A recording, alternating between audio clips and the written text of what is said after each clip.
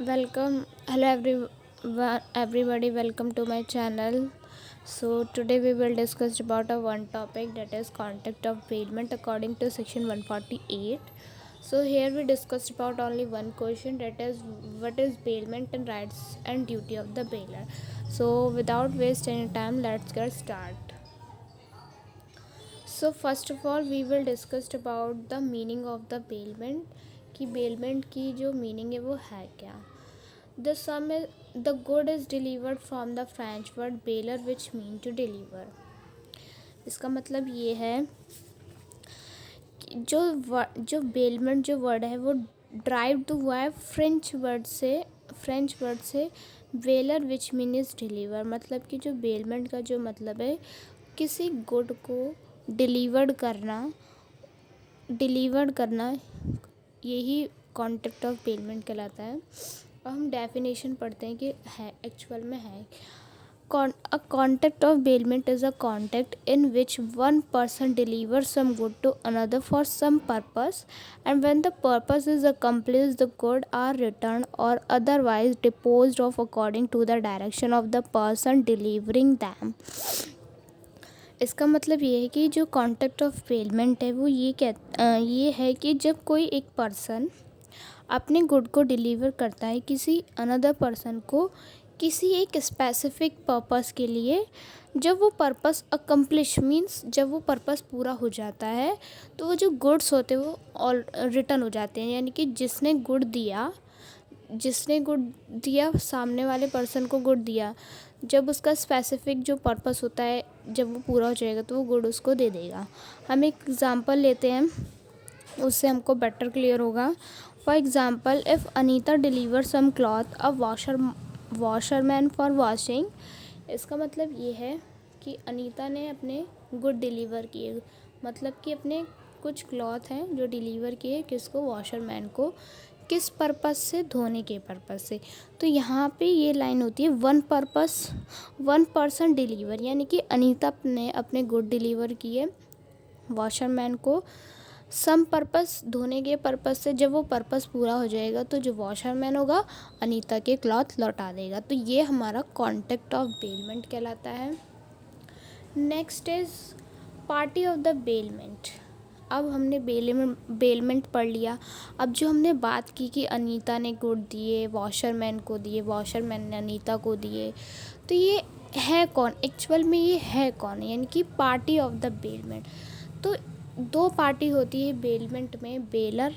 First is bailor and second is बेली.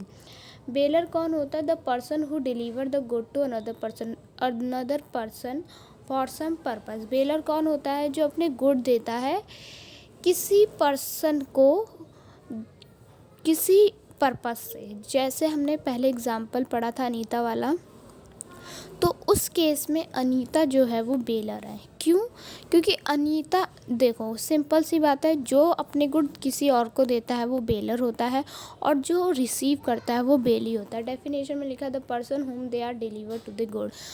ठीक है, वो किसको गुड डिलीवर करेगा. लाइक फॉर एग्जांपल अनीता वाला ही ले लेते हैं हम. अनीता उस केस में बेलर है और जो वॉशरमैन है वो बेली है. क्यों? क्योंकि अनीता ने अपने गुड दिए, किसे दिए, जिसको हम गुड देते हैं वो बेली होता है, और अपने हम गुड किसको देते हैं वो बेलर होता है.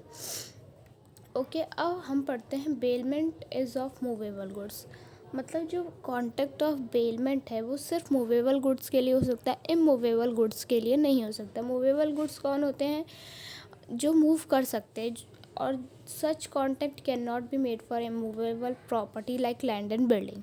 लैंड एंड बिल्डिंग मूव कर सकती है, नहीं कर सकती. तो जो कॉन्टेक्ट ऑफ बेलमेंट है वो इमूवेबल गुड्स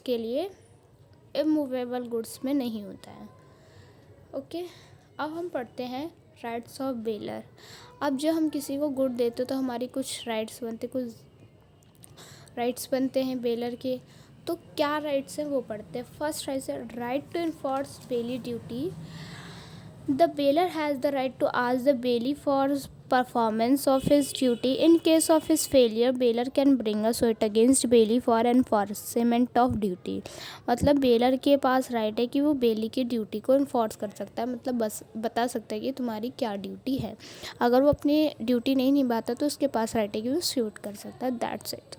सेकेंड राइट क्या है उसका? Right to termination of the bailment according to section 153. Termination का मतलब होता है कैंसिल करना, कॉन्ट्रैक्ट को ख़त्म कर देना. If the belly does not act inconsistent with the condition of bailment, the bailor is entitled to terminate the contract before the completion of the period is the purpose of the bailment. इसका मतलब ये है कि baler के पास right है कि वो contract को टर्मिनेट कर सकता है. वो टर्मिनेट कब करेगा? जब बेली जो है वो अपनी कंडीशन को फॉलो नहीं करेगा. जब हम बेलमेंट का कॉन्ट्रैक्ट बना रहे थे, जो भी उसमें कंडीशन बेलर ने रखी थी, अगर वो उस कंडीशन को बेली फॉलो नहीं करता है completion of the before the time, तो बेलर के पास राइट है कि वो उस कॉन्ट्रैक्ट को टर्मिनेट कर सकते हैं, यानी कि ब्रीच कर सकता है, उसी वक्त ख़त्म कर सकता है. फॉर एग्ज़ाम्पल, राम ने अपनी कार दी श्याम को. ठीक है, राम ने कहा कि मेरी कार ले जाओ गैरेज में और उसमें थोड़े मतलब टायर में कुछ मतलब ठीक करवाना है, तो उसको ले जाओ. श्याम लेकर गया. अब श्याम ने क्या किया? उसने कंडीशन रखी कि तुम गैरेज ले जाओ, इसे सही करवाना है, इसे सही करवाने के बाद तुम मुझे दे देना. उसने ये कंडीशन रखी. अब श्याम ने क्या किया?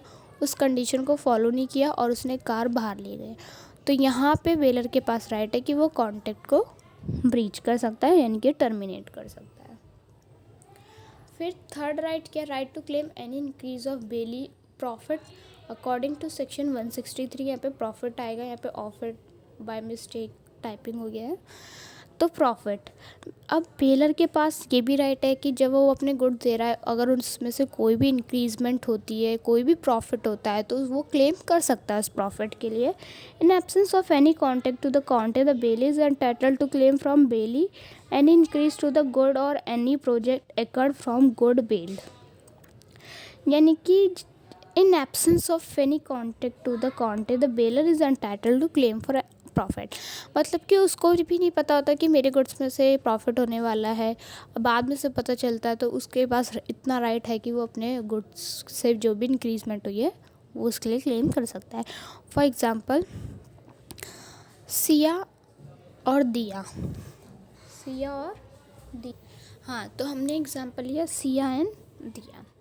अब सिया ने अपनी कोई जैसे बफेलो है, अपनी बफेलो दी दिया को कुछ दिनों के लिए. अब उस बफेलो में से एक बछड़ा हो गया, तो प्रॉफिट इंक्रीजमेंट हुआ, यानी कि उसने तो भाई एक भैंस दी थी, बट अब जब वो दिया के पास गई तो उसमें से बछड़ा भी हो गया, यानी कि भैंस से भैंस भी हो गई और बछड़ा भी हो गया.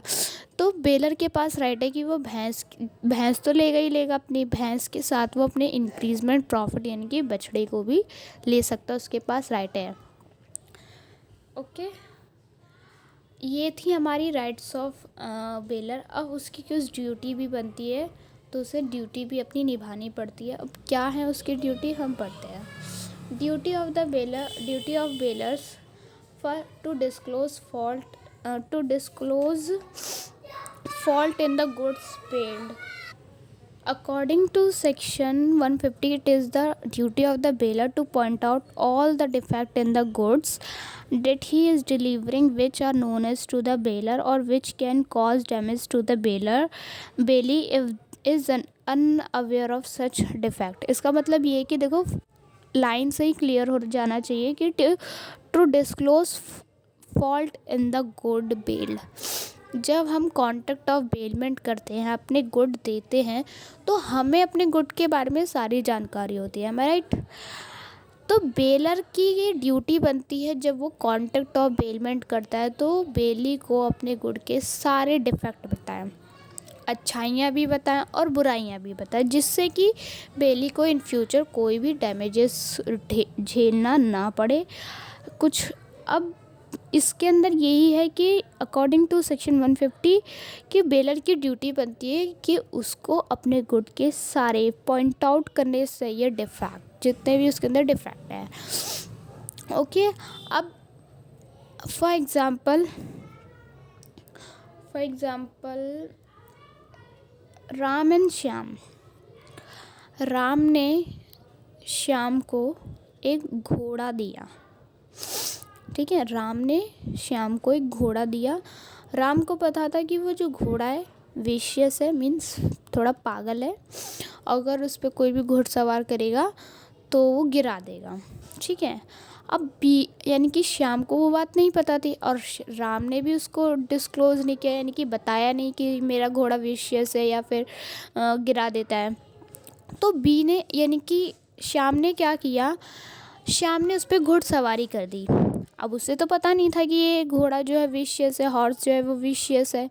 उसने घुड़सवारी कर दी और उस हॉर्स ने उसको गिरा दिया, जिसके कारण जो बेली है यानी कि श्याम है उसको डैमेजेस हो गए, मीन्स उसको इंजरी हो गई, ठीक है। तो ये क्या है, इंजरी हो गई बेली को यानी श्याम को।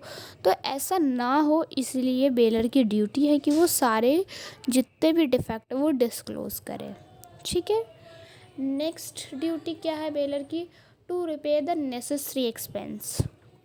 अब जैसे हमने फर्स्ट एग्जांपल लिया, according to section 158 the bailor is bound by the law to pay all the necessary expense, यानी कि बेलर जो है वो लॉ से, कोर्ट से बाउंड होता है, बंधा हुआ होता है कि वो सारे नेसेसरी एक्सपेंसेस पे करे behalf of the baler of keeping the good in the bailment.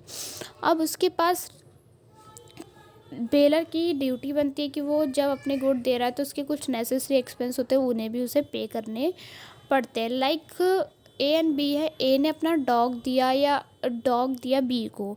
अब वो डॉग ऐसे ही तो नहीं देगा, वो बी ऐसे ही तो नहीं लेगा। अब डॉग की भी कुछ ज़रूरतें होती है, जैसे वॉक कराना, फीड कराना, मिल्क पिलाना एंड देन एक्सेट्रा। तो बी अपने पैसे तो नहीं लगाएगा ना, तो ए की ड्यूटी बनती है कि वो अपने नेसेसरी एक्सपेंस पे करे, यानी कि उसके खिलाने का खर्चा, घुमाने का खर्चा एंड देन एक्सेट्रा। तो उसके जितने भी नेसेसरी एक्सपेंस है वो पे करे, उसकी ड्यूटी बनती है। फिर है third, to indemnify the bailee if the bailor give custody of good. Custody good मतलब किसी के दिए हुए, मतलब गिरवी रखे हुए जो गुड्स होते हैं उसे हम कस्टडी ऑफ गुड्स बोलते हैं। That does not become to him, मतलब कि वो जो उसके नहीं होते। There is a flow in the ownership of the good by the baler and the bailey has to suffer some damages because of it, baler is liable for such damages। अब इसके अंदर क्या है कि बेलमेंट, इसमें क्या होता है कि जो बेलर होता है वो अपनी ओनरशिप को छुपाता है। गुड उसके नहीं होते, गुड किसी और के होते, लेकिन बताता अपने, जिससे कि बेली को फिर से सफ़र करना पड़ता है। तो ऐसा ना हो इसलिए उसकी ड्यूटी है कि वो इंडेमनीफाई करे बेली को। For example A give a car to an auctioneer to see the real owner of the car is B. मतलब ए ने For example, A gave a car to an auctioneer to see the real owner of the car is B. C auctioneer the car of the third party. B file a suit against C. In this case, he will be responsible for all damage the C might have to pay to B. मतलब A ने car दी B को for auctioneer के लिए, auctioneer के लिए car दी C को, जबकि उसका रियल ओनर B था, ठीक है। C ने ऑक्शनर कर दी कार किसी और पर्सन को, तो बी क्या करेगा, उसके खिलाफ केस करेगा सी के खिलाफ। ऑब्वियस सी बात है भाई, ओनर तो मैं हूँ तो मैं केस करूँगा। तो इस केस में ए जो है वो रिस्पॉन्सिबल होगा all damages C might have to pay to B. मतलब सी का राइट बनता है कि वो बी के जितने भी उसने खर्चे हुए ऑक्शनर में जो भी कुछ हुआ उसको पे करे, लेकिन यहाँ पे रिस्पॉन्सिबल कौन है, ए। तो इसलिए उसकी ड्यूटी की इंडेमनीफाई करे बेली को। Thank you everyone. अगर आपको वीडियो पसंद आई तो like and share and comment कीजिए। Thank you.